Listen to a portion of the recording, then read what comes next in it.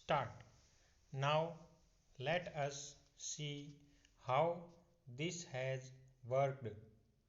I know that when this measure was first brought before the House several years ago, there was much opposition to it, which came not from the public but from certain business interests. They did not like any kind of government interference in industry. They believed in a kind of laissez faire in this matter, and they thought that if the government came into the picture, their interests would suffer. Naturally, they were openly hostile to these kinds of powers for the government, but that was not the view of the country.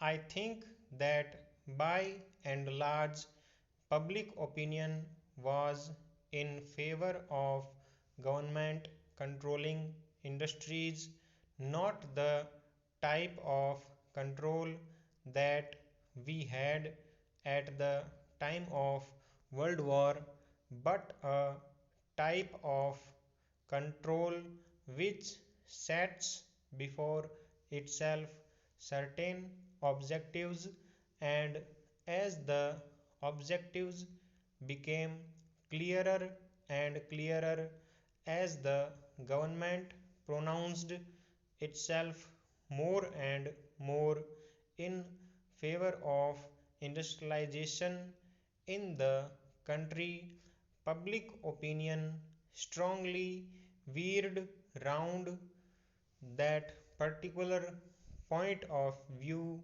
of the government in this matter, that government should have control over our industries. But it is the government which has not lived up to its promises. I think that in some respects they have let the people down, and the expectations of the people have been belied. Now, take for instance the period between 1991, when the measure was first adopted, and now. What do we see? We do not have compact figures for the entire period. We have got only certain figures with regard to this matter. I would refer only to the progress reports on the 7th 5-year plan. There you will see that the government had not taken any very effective steps for the development of the public sector.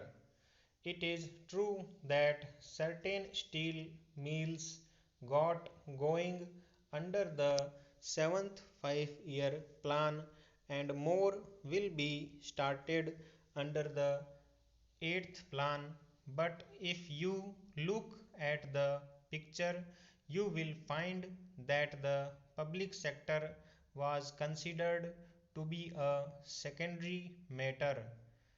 It was the private sector which got all the attention and assistance of the government. I am not at all suggesting that government was totally unmindful of the public sector. What I am saying is that when the government entered into the picture, It did not give to the public sector the attention that it deserved. Stop.